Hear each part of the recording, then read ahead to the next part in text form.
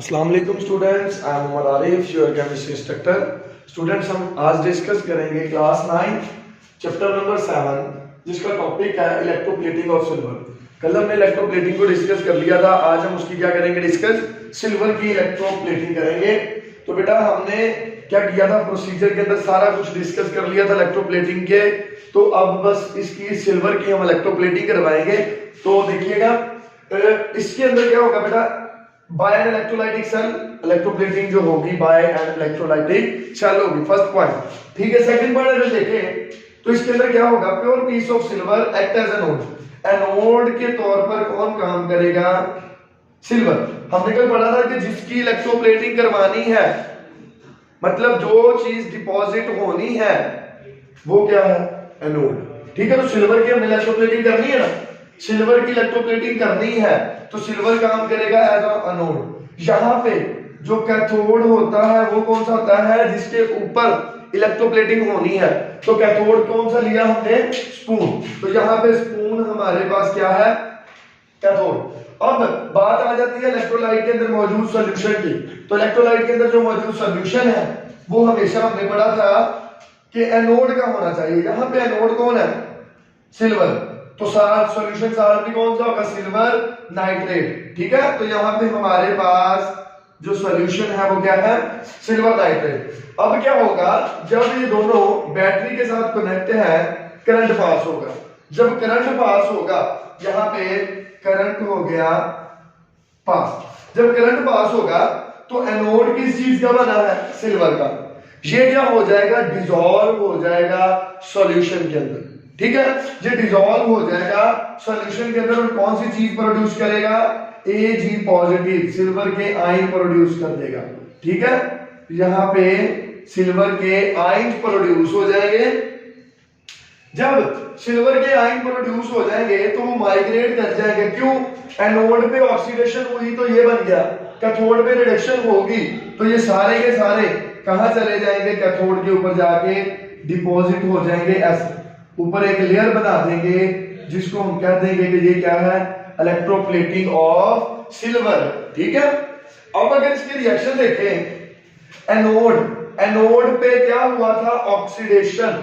हमने पढ़ा कि एनोड पे ऑक्सीडेशन होती है, तो सिल्वर था, इसने इलेक्ट्रॉन लूज किए और गेन कर दिया पॉजिटिव चार्ज। और कैथोड पे क्या होता है, रिडक्शन। यहाँ पे इसने गेन किए इलेक्ट्रॉन और दोबारा से न्यूट्रल हो गया और इसके ऊपर लेयर बना दी, इलेक्ट्रोप्लेटिंग कर दी स्पून के ऊपर।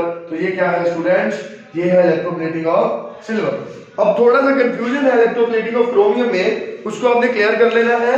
वो क्या है, इलेक्ट्रोप्लेटिंग ऑफ क्रोमियम में मैं डेफिनेशन बताना चाह रहा हूं कि deposition of thin layer of chromium on metal object. सबकी डेफिनेशन आप ऐसे लिख सकते हो कि deposition of thin layer of chromium, अगर सिल्वर के तो silver, on a metal object, उसको क्या कहते हैं, इलेक्ट्रोप्लेटिंग ऑफ क्रोमियम।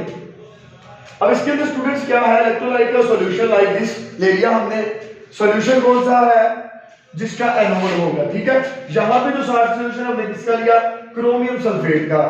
एक एनोड है, एक कैथोड है। एनोड पे चार्ज पॉजिटिव, कैथोड पे चार्ज नेगेटिव। लाइक मैंने कैथोड ले लिया स्टील। अब कैथोड के ऊपर इलेक्ट्रोप्लेटिंग होनी है, मतलब सिल्वर के ऊपर स्टील के ऊपर इलेक्ट्रोप्लेटिंग होनी है। अब करनी किसकी है, क्रोमियम की। लेकिन यहां पे कंफ्यूजन है बेटा, हम एनोड को ले रहे हैं एंटीमोनियल लेड।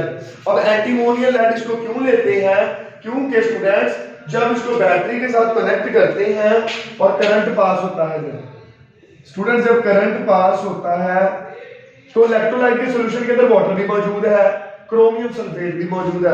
ये दोनों के दोनों आयनाइज होंगे। जब आयनाइज होते हैं स्टूडेंट्स तो क्या होता है, एक आपके पास क्रोमियम बनता है और SO4 बनता है।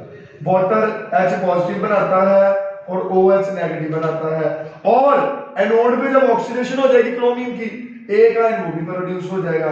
तो यहाँ पे स्टूडेंट्स 3 कैटाइन बन जाते हैं और एनाइन 2 बनते हैं। तो ये बैलेंस नहीं होता स्टूडेंट्स, इस वजह से हम क्या करते हैं, क्रोमियम को एज अ एनोड नहीं लेते, बल्कि किसको लेते हैं, एंटीमोनियल लेड को। अब एंटीमोनियल लेड क्या है, अलॉय ऑफ डिफरेंट मेटल। इसके अंदर डिफरेंट मेटल है, लाइक लेड है, टिन है, जिंक है, निकल है, इसी तरह कुछ और मेटल भी है।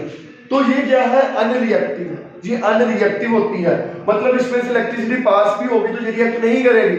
जब ये रिएक्ट नहीं करेगी तो ये साइड पे हो गई और सिर्फ क्या होगा, आपके इलेक्ट्रोलाइट का सॉल्यूशन वो क्या हो जाएगा, आयनाइज होगा, लाइक दिस। अब देखें आपके पास क्रोमियम सल्फेट का सॉल्यूशन था, ये आयनाइज हुआ और इसने क्या बना दिया, Cr पॉजिटिव 3 क्रोमियम अलग कर दिया, सल्फेट को अलग कर दिया।